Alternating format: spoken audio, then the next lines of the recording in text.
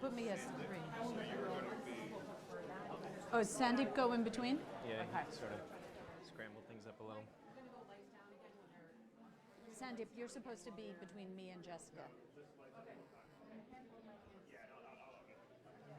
you're there and you've got your mic. Okay, so we got Debbie after that, we got Mike after that, Sylvia, and Dan. Well, the audience is thinned a little. Yeah, that's okay. It'll be a more informal I kind agree. of chat. And we're just going to file in. Okay. You're around my far left, and you can see Mike sitting on there. I would like you up when you Hey, thanks. Nice to see you, man. Wait, did you know this existed? Was Elizabeth Scott, as in from our law school? Buffy Scott?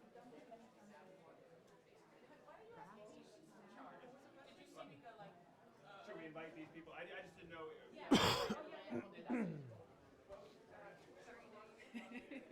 Should we let the riffraff in? There are seats available. On the condition that they pipe down. No talking. Take them up and get Did you come up with an answer? Well, yes, I suppose so. I'll come up with something.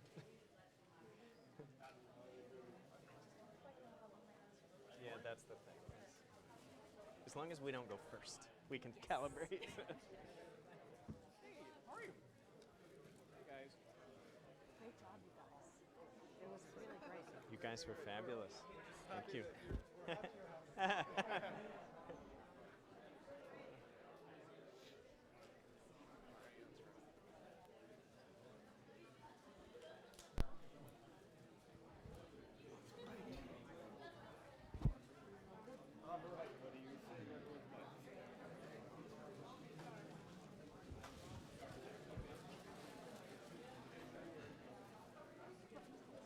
Yep.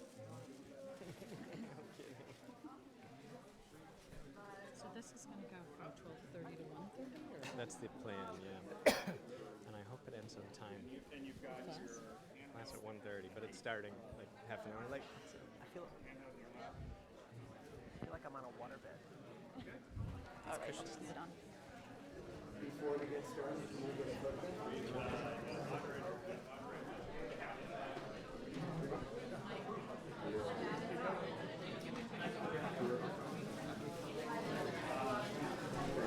Thank you. he's got a wide lens. In What's that?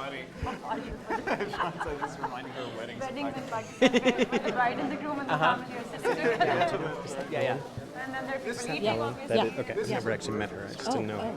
Although Yes, it's that's like that one. a year late, so we're kind of like adopted. Yeah. I was emailing her at 11:30 last night because our website didn't have the link. Actually, it was there and then it disappeared. She was very good, quick and responsive.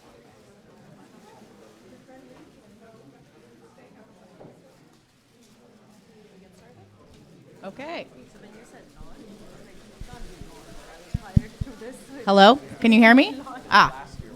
Can everyone hear me? Okay.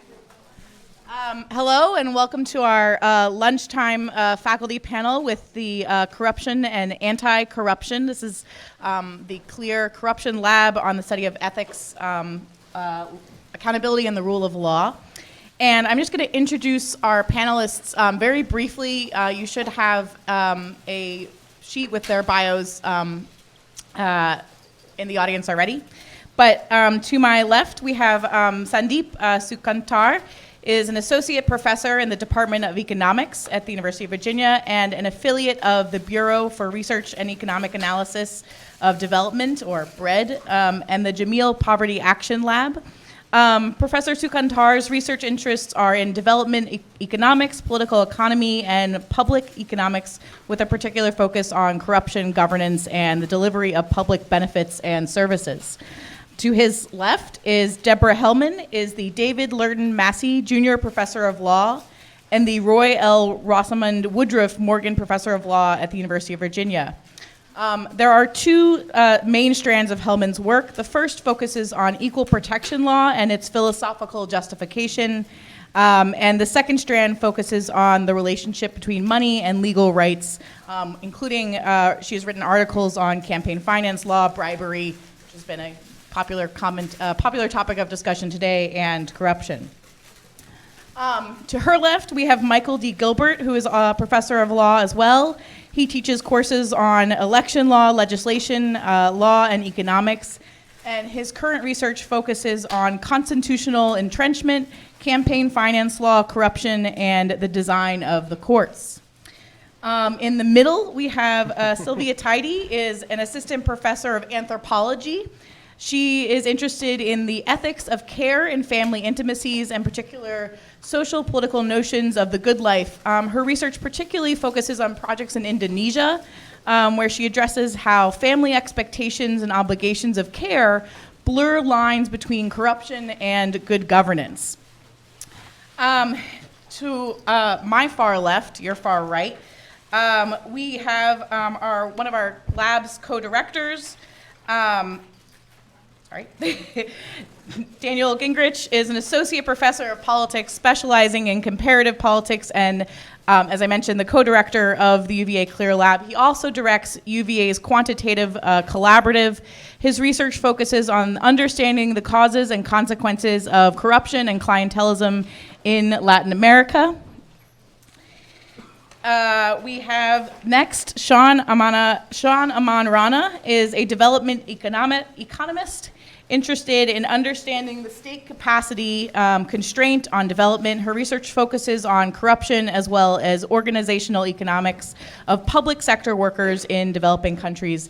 And last but not least, all the way on the end, we have David Singerman, who is a historian of capitalism, the environment, science, and technology. His current research examines American sugar empire of the late 19th century, showing how corruption and monopoly power in the U.S. were shaped by struggles for control of labor and nature in Cuba, Puerto Rico, and Hawaii. So, as you can see, we have a very interdisciplinary panel, a panel covering multiple centuries as well as geographies, and so this should be, food for a great kind of conversation on corruption and anti-corruption today. So I'm going to start with some introductory questions to the panel, and then there will be 3 introductory questions followed by Q&A from the audience. So my first question is, how do we define corruption, and what are some of the ways in which you see this definition differ across time and space? And Cindy, I think you were going to lead us off. Great. Thanks so much, Jessica, and thanks everyone for being here. It's been a fantastic morning, and I've learned a lot, actually, despite studying this topic for a long time, and I hope you have too. So in terms of defining corruption, the standard definition that most economists and political scientists use is misuse of public office for private gain, right? And that is a reasonable definition. It's served us researchers well. You can see how it both narrows down the scope of activities, but also keeps it sufficiently broad by not specifically mentioning an activity. So this would cover your garden variety bribery, kickbacks, embezzlement even from government coffers. But at the same time, there's some pretty, and it would rule out, for example, things like Ponzi schemes or financial fraud that aren't necessarily done by public servants and don't necessarily involve government money, right? But at the same time, it has some really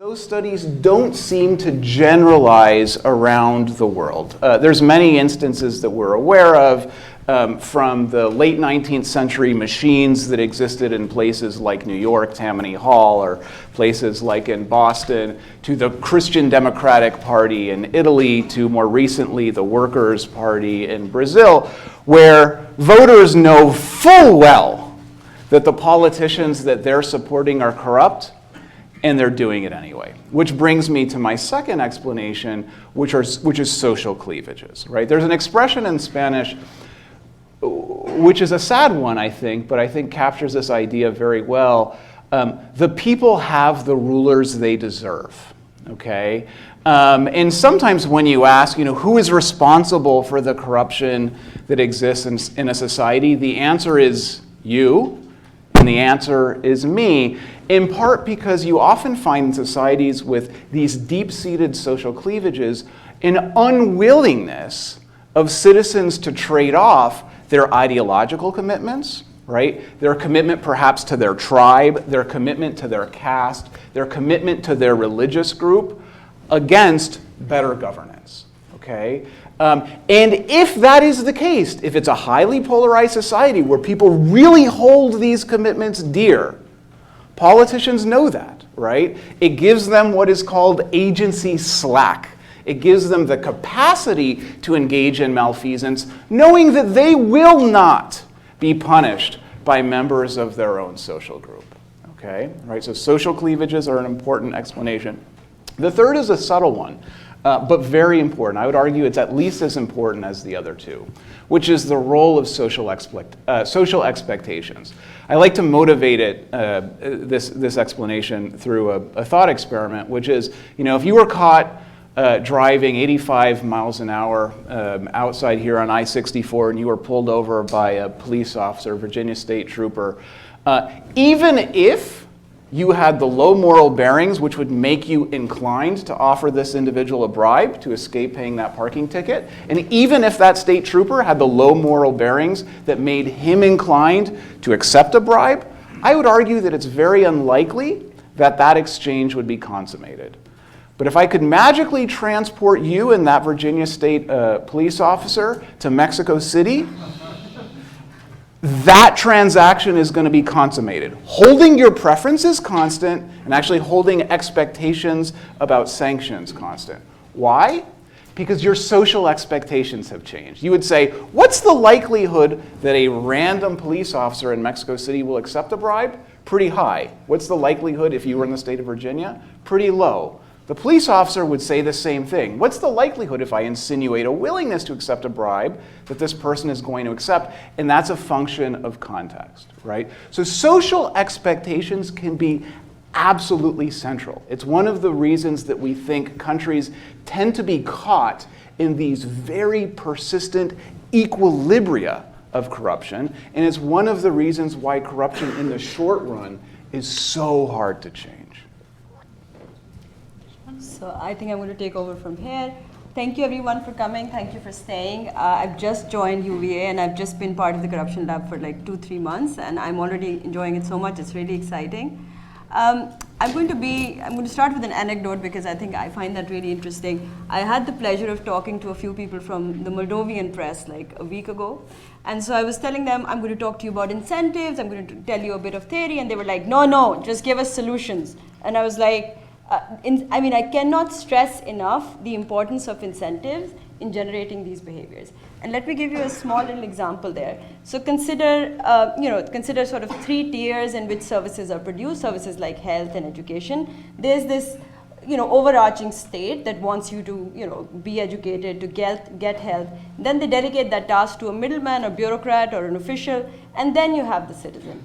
It's really the incentives at these 3 tiers that generate corruption at one end and no corruption at the other end. So consider things like 2 different services. One is taxation. The state wants the citizen to give taxes. On the other hand, you have education and health, right? Now the incentive of the citizen is completely aligned with that of the bureaucrat to engage in corruption when it comes to taxes, because nobody would want to give taxes, right? So in that case, for the state to detect or to even find out if there is corruption is just going to be very low. On the other hand, you have this slightly relatively better case where you have the bureaucrat and the citizen wants to be educated, wants to get health, wants to get a hospital bed. And in that case, if the bureaucrat actually denies him or her that privilege, there's going to be a hue and cry. There's going to be information about that bribery, and at least the state can do something about it, if nothing else, right? And then I coupled that that idea with, think about, Deborah talked about nepotism and the fact that your nephew probably gets a position as opposed to the most talented person in the population. So here too, I think research has shown that the minute it was going to negatively affect me, that nepotism is going to negatively affect me, or if I could tweak the system that way that it negatively affects that person who's going to do nepotism is going to stop. So imagine a case in which I'm hiring an RA, as long as I'm suggesting an RA to someone else, it's going to be someone else who's going to bear the cost. It's I know that this person doesn't know the skills, doesn't know Stata, doesn't know the works, and I'm going to be like, this person's really good, why don't you try them out? They're my nephew, just see, I'm going to guarantee they're fine. But when it comes to my own RA, it's my own work that's going to suffer, and in that case, it's a no-go. So I'm not going to engage in corruption because it's not in my incentive to engage in corruption or nepotism. And combine all of these interactions that are happening at that very micro level to a market in which this operates. And when I say market, I'm talking about the market in which bribes are exchanged.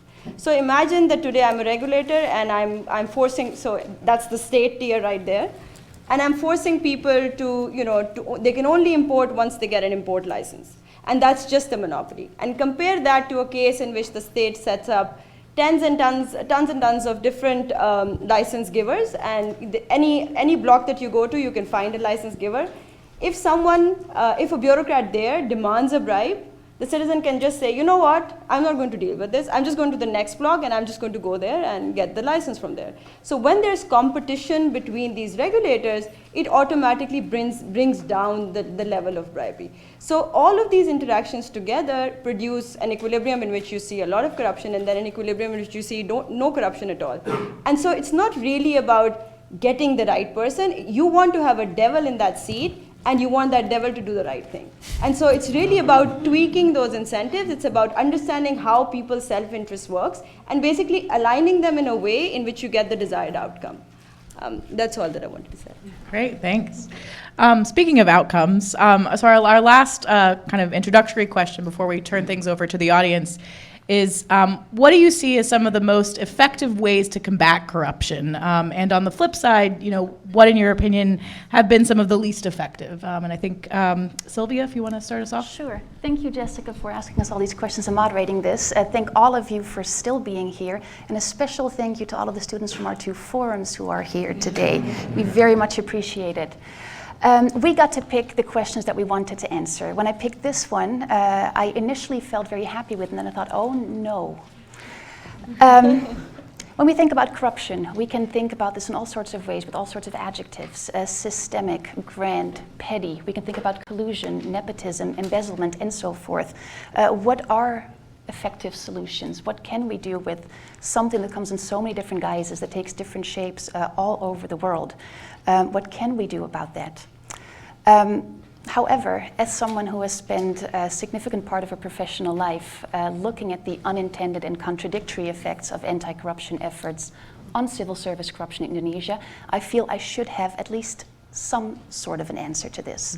Moreover, as someone who spent a year of her life within Indonesian government offices, working alongside civil servants, lower level civil servants who were directly affected by fairly new anti-corruption efforts, I should have something to say about this. Now, my students know I have many negative things to say about this, but let's keep this fair and somewhat balanced. I would say. Now, as I was thinking of how to frame my answer, two anecdotes kept on popping into my mind. And since I'm the cultural anthropologist here, let's make these cross-cultural comparative anecdotes. So they have to do with South African speed limits, and they have to do with the Indonesian difference between clock time and rubber time. I like that you talked about breaking speed limits.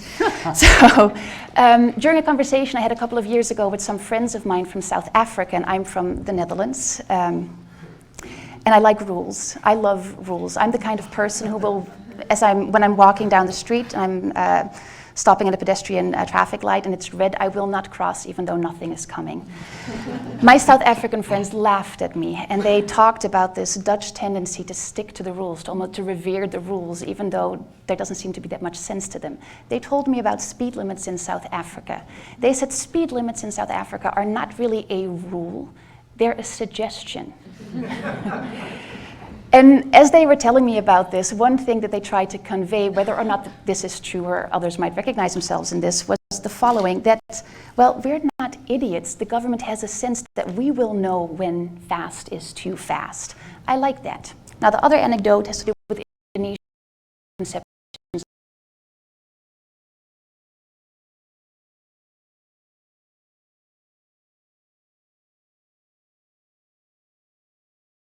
It doesn't. Because according to rubber time, time isn't entirely measured into precise hours or minutes or seconds, but there's a flexible conception. This flexibility is never earlier than 9 o'clock, it's usually later.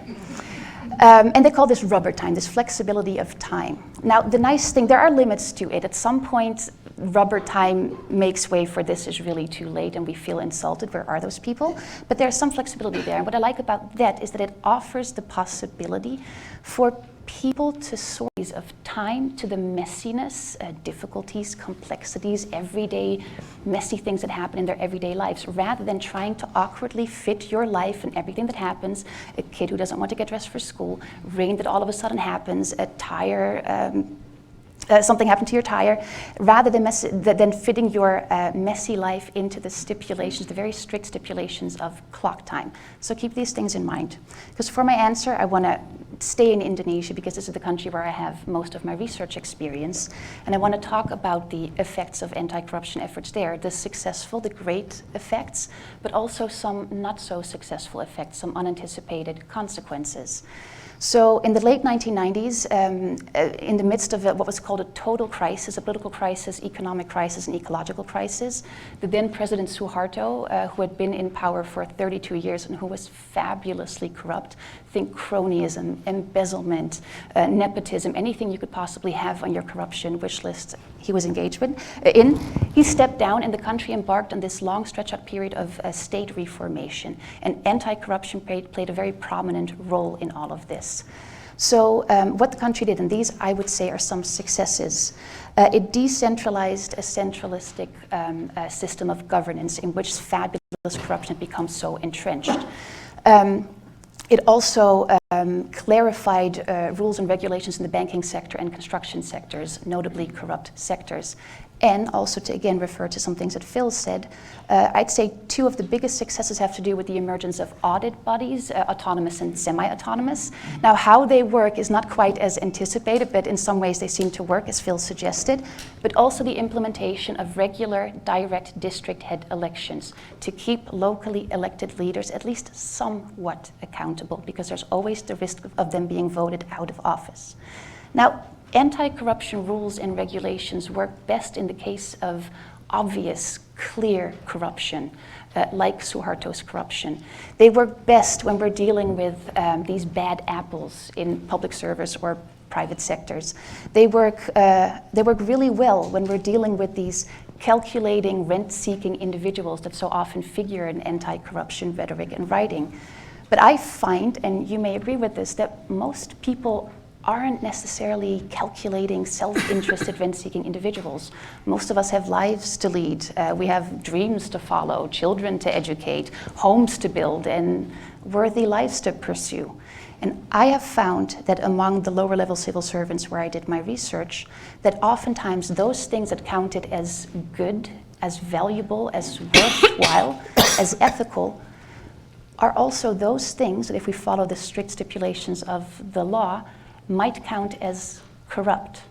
So some of the effects that anti-corruption regulations have also had is that they have instilled great fear among everyday lower-level civil servants who are just trying basically to do their job right and to live a worthy life. Ironically, because this value of transparency matters so much in anti-corruption efforts, they have figured out that the best way to not ever be persecuted for corruption is by following the letter of the law diligently. they have become such experts into the exact nooks and crannies of the new anti-corruption legislation that some of them now rent out their services to others, say contractors looking for government contracts. So in this sense, anti-corruption, to this instillment of fear and uncertainty, has enabled new forms of corruption. A second point is that I've also found, like I said before, that what comes to count as corruption to some is very close to what counts as good, as right, as ethical in many ways. And that oftentimes what seems to be clear according to rules and regulations isn't quite so clear on the ground. That doesn't mean that there aren't certain limits to what is still acceptable as proper behavior and when something becomes corrupt, but it does mean that this cannot quite be captured at all in rules and regulations. So to return to South African speed limits and this idea of rubber time, I would say, or I would suggest that any kind of anti-corruption effort is most successful when it demands not that everyday people try to fit their everyday, messy, complex, ethically difficult lives into the strict stipulations of rules and regulations, but that there's a flexibility around them, so that these rules and regulations can fit the actual messy lives that people lead. So as a South African person might say, my suggestion for effective and successful anti-corruption rules would be to see them as a suggestion and offer a little bit of trust in the people dealing with the effects of these rules and regulations, that they know when corrupt is too corrupt. Well, it's hard to follow that, Sylvia. So I think the question of how best to combat corruption is very hard to answer. If we had the answer, if there were a magic bullet, presumably we would see less corruption in the world.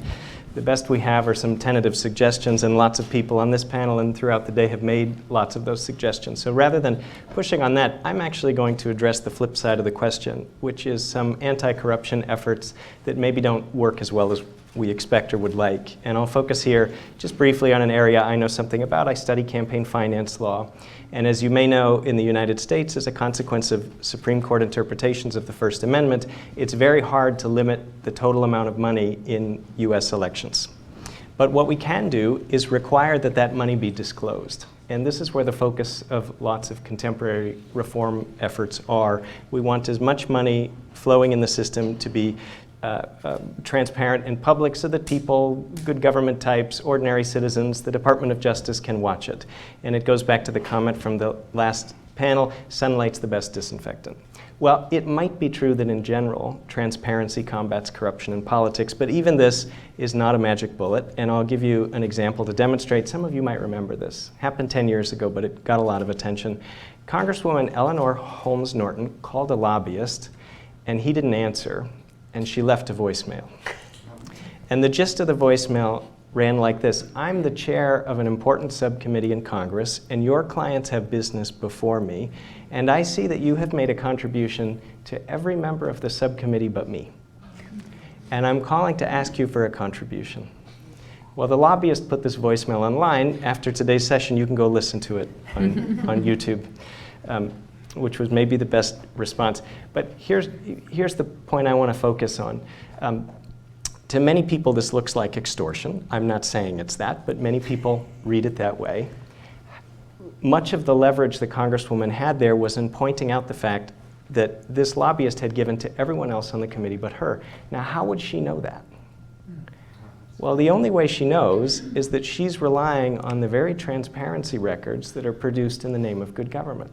They're facilitating what some people would call a kind of extortion. So what's the point? Is transparency in campaign finance a bad idea? I would not go that far. But like many of these anti-corruption initiatives, we have to be careful. The same tool that might, on the one hand, in the right place, combat corruption, in another place might facilitate exactly the kind of corruption we're trying to avoid. Well, great. So we've got a lot here on the table. And now I'm going to open it up to audience questions. Do we have a mic? Yes. So actually, well, there's one in the back. Right? Yes, right there. Could we start there? Hi, thank you all so much for your research and then also for participating in the event today. I have a question for any of you, but hopefully multiple of you. How do you, so especially given the last question about the best or worst anti-corruption measures, how do you go about measuring the success of an anti-corruption measure? For example, in Latin America, we've had a lot of recent scandals, but arguably that's a positive outcome because that means we're prosecuting corruption. So how do you go about measuring? I think we should turn this to the social science. Do you want to guess that? So I guess having done some research, having a paper on precisely that. So in some cases, it is easy to measure. So for example, the paper that I worked on with a couple of colleagues, we looked at corruption in a government welfare scheme where there were, some of the poorest people in the world got money to work on a government program, except that money never actually reached them, and officials in between sort of stole that money. Okay, and so we worked with the government to test a sort of system that used direct benefit transfers as well as biometric authentication, so they had to put their fingerprints. And so the money would go directly into their accounts, and they would then be able to withdraw the money only if they verified their identity. And so we did a very large-scale experiment to look at the impact of that. And so what we found there was a huge declines in corruption. And there it was easy to measure because we worked with the government. We knew exactly how much money was sent. We could trace it through the system all the way till it reached the hands of the actual beneficiaries. And so we knew what the leakage rates were, okay? And so we could compare then the areas that were randomly assigned to get the new system and places that had the old system and look at the differences in these leakage rates. So I mean, it depends. In that initiative, it was really straightforward, and we were able to measure precisely what the impact was. We could figure out the cost effectiveness, right? And it was enormous. Just the sort of time savings for people were enough to pay for the intervention. If you look at the reduction in corruption, it was sort of 9 to 10 times the cost of putting in the system. And so, yeah, I guess in some cases it's very, very easy to measure. In other cases, like putting in transparency laws that are going to affect everybody at the same time, and we don't quite know, all the impacts on the economy as well. Like maybe this actually deters some companies. Maybe it makes some companies behave better. In those cases, it's really, really difficult, as you say. Can I just add on to that? Yeah. So you raise a very great point because measuring corruption is obviously hard. It's just secret, right? I just wanted to add just one point. So there have been lots of surveys done by different international institutions, for example, measuring perceptions of corruption. And actually, when you look at data, how much corruption there is in terms of like quantities, there is some correlation with how people perceive corruption. So for example, if there's a lot of corruption, people do perceive that there is corruption. So going out there and doing a survey and asking people whether there has been corruption or not can be useful. But it has been shown that actually the correlation there is not very high. So unless you see a lot of corruption, only then can you use these surveys and go and ask people and get something out of it. And so people, there've been like ingenious ways in which people have tried to measure corruption. There's been a study that actually sent surveyors with truck drivers and directly measured what's the amount of corruption that happened. So you could actually get a number on, like it was around 13% of the whole trip. So you could actually measure the exact amount of corruption that happened at that particular trip in that time period. So let me jump in here. I mean, there's different strategies for measuring corruption depending on the context. So one of the strategies that is already being discussed here is what are called public expenditure tracking surveys. So you look at money that has been disbursed by some central government organ, and then you follow that money all the way down to the end user, and you find how much of that money has disappeared in that trip from the central government organ to the end user. There's other strategies which try to measure efficiency come corruption and public procurement, which might be appropriate if you're looking at certain areas of government. So I've seen studies that look at the deviation between market clearing prices for uniform goods, things like saline solution or cotton swabs in hospitals, and how much of those prices in public sector contracts deviate from what should be the market clearing price, based on the idea that if there's overpricing, that's because the contractor has paid a bribe. In contexts where we study political corruption within the public sector, so myself included, we're more inclined to utilize surveys, but a particular strategy that has emerged in recent years that I've utilized in my own work are to use what are called sensitive survey techniques to make it completely impossible to observe the individual response of a public sector bureaucrat, so that that individual can't be sanctioned and won't feel any social desirability bias in filling out that survey, which can help reduce some of the biases that Professor Aman Rana was discussing here. And then for those who are interested in societal-wide corruption, actually a pretty effective tool, certainly that I've seen within Latin America, are citizen surveys of corruption, which ask them about the frequency over the last 12 months that they have been asked to pay a bribe by police officers and other types of public officials. So there's a wide variety of measurement strategies out there, depending on your research question and your population of interest. I think we have next question in the back there, and then we'll come forward. I'd like to come back to the basic question of what is corruption. When I was at business school in the 1970s, there were no business ethics courses taught, but there were a few guidelines, and one of them was that if you paid money to somebody to do something that they weren't supposed to do, that was bribery and corruption. But if you paid money to somebody to do something that they were supposed to do but weren't doing, that was not corruption. And the example that was always given was if you were captain of a ship outside of a foreign port, and you had a cargo that you wanted to get unloaded, and you saw all these ships coming past you and, sort of jumping the queue, and then you went ashore and you paid the local longshoremen's union a sum of money to unload you in the order that they were supposed to, that was not corruption. Does that make any sense? Do perhaps our experts on some of the historical norms and kind of, we've had some in our introductory comments about kind of the definition of corruption, depending on the context. Does anybody want to speak to that? No. Well, I'm trying to understand the example. So in the example, all the other ships are, in other words, if everyone else is paying a bribe, then if you're just, correct, if it's just table stakes, then it's not corruption? Correct. I can't say that's how I would teach a business ethics course, but I guess it gets to the, to the issue that Sylvia talked about,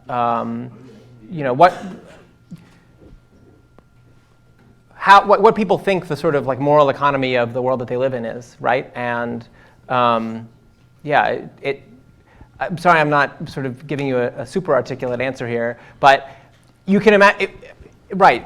Well, maybe it is how I teach a business ethics course. I don't know. It might be how I teach a philosophy course or something like that, or a history course. But I'm not sure that I would give it as like practical advice to someone. It depends. It's also the question of whether it was going to get you in trouble, right? Which I suppose is the practical issue that they were addressing in business school. Dan, do you want to jump in there? Yeah, I mean, I have a simple response to that. Whereas, if the individual that you're paying to provide this service is a public employee who wouldn't otherwise provide this service unless you paid that person, then indeed it is an act of corruption by that particular individual. If you're paying a union and this person is not a public employee, then I would not consider that an act of corruption. What is central here is who is the perpetrator performing the action. If that is somebody who has a public responsibility, a fiduciary responsibility to the public because they are a public employee, then indeed that's an act of corruption. If this is somebody who is working in some capacity in the private sector, then we might consider that unethical behavior, but we wouldn't define it formally as corruption. Just do one more. Just a quick follow-up. That I think What you're referring to is what is generally referred to in the common language as greasing the wheels. So if you're greasing the wheels, then there are different efficiency implications, but the definition stands, right? So it is just maybe easier for you because you're the lowest cost, you can pay them and then you can jump the queue. And so maybe it is efficient, but the definition, yeah, it's still morally not good. The Foreign Corrupt Practices Act, which would have been passed probably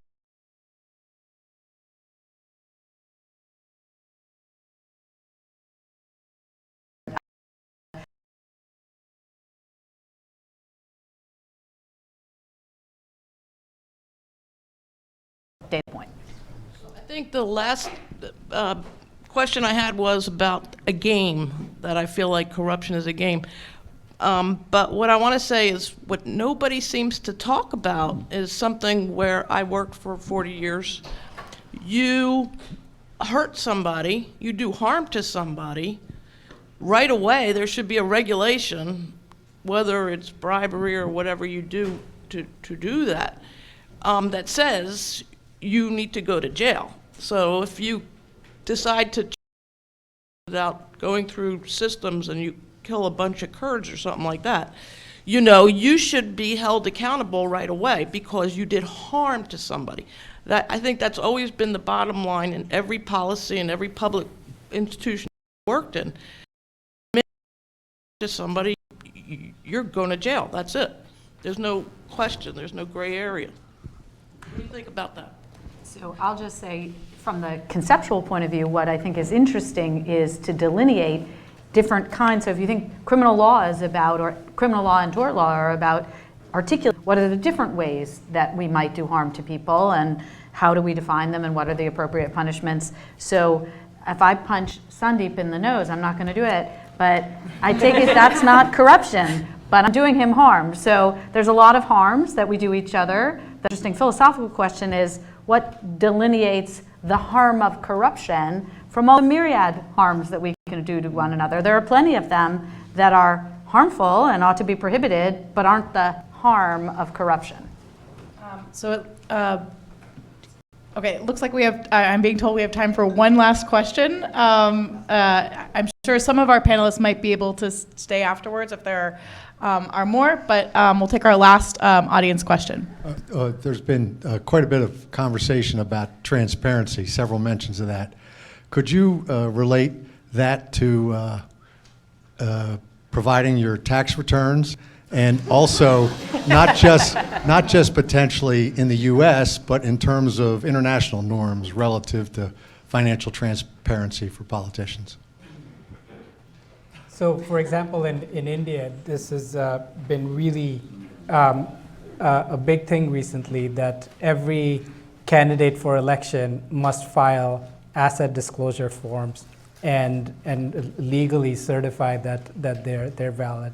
Okay, and this is true now in many different countries, and I think it's a great tool to this comes out in the newspaper every now and then. Look, this person ran for elections, you know, disclose assets of $100,000. Fighter only salary is the government salary, which doesn't give you anything, and now suddenly assets of $100 million. Like, where did that money come from? So it's a very simple way of keeping track, and I think it's incredibly important. And I think, you know, this type of transparency has a very powerful role. Now, I mean, not every single, this is not going to get rid of every single act of corruption, and people are still going to vote for those corrupt politicians. But I think it's these type of financial disclosures. If you're running for public office, I think it's one of the things that I think is really, really, really important. I would say it's absolutely true that there's a movement for asset disclosures of politicians and high-ranking civil servants around the world. I would say it is important for them to be used judiciously, and their use needs to be predicated upon the existing rule of law that is present in that society. There is some concern in several countries in Latin America in which I've worked, where they've passed these very broad-ranging asset disclosure laws And there are legitimate concerns that if people's assets are publicized, then there are potential threats of, kidnapping or potential threats of extortion that might be associated with making that information about your personal assets public. So I would say for politicians, it makes sense for certain high-ranking civil servants, but probably not for everybody. And its use really does need to be predicated on the degree of rule of law that exists in that society. Great. So I think Melody Barnes is going to give some final concluding remarks, and then I think some of the panelists will be around afterwards if anybody has more follow-up questions. Thank you so much. First of all, don't panic. I'm not going to give remarks. But first of all, please join me in thanking this wonderful, wonderful panel.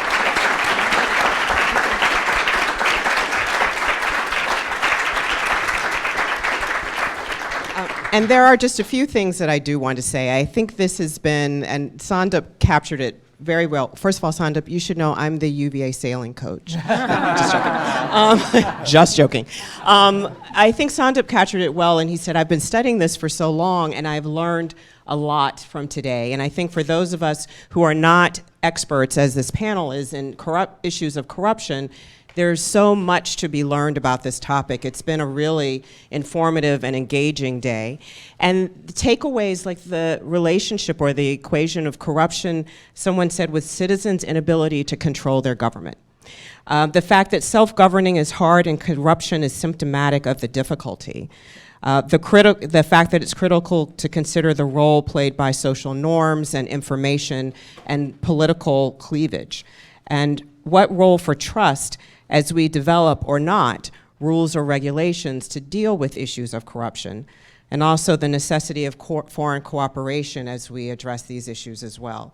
Those issues and so much more will be studied, addressed by this lab in the years to come, and we hope that you will follow their work and additional public programming as it becomes available. I want to thank a few people. First of all of the wonderful guest speakers that we had today, David Gergen and Bill Browder, Phil Kiefer, who we're happy has stayed with us, Cara Brockmeyer and Stephen Mull, the faculty panel moderated by Jessica Levy.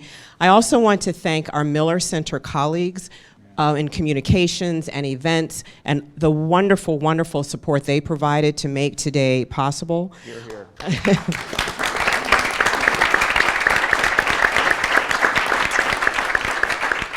Also, our colleagues in the College of Arts and Sciences and the Office of Communications.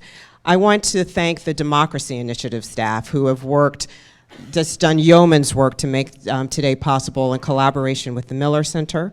And then I also want to congratulate everyone who's sitting on stage today for the work that you all have done over the course of the last year. You are seeing and witnessing the product of that work today, but I can promise you that there's so much more underway by way of publication, their work with students, the forum classes that are now underway that are being produced by the CLEAR Lab, and congratulations for everything you've done, and we look forward to working with you and as the years continue. And in that vein, the last thing I'll say, please follow their work. You can do so at clearlab.virginia.edu. Again, that's clearlab.virginia.edu, as well as the work of the Democracy Initiative. Stayed up all night, democracyinitiative.virginia.edu. There are many, many more programs that will be available to you about issues of corruption, but so many more given the challenges and the scholarship and our desire to engage with the public to discuss them as we go forward. So thank you for being here today, and we look forward to seeing you again in the near future. Bye-bye.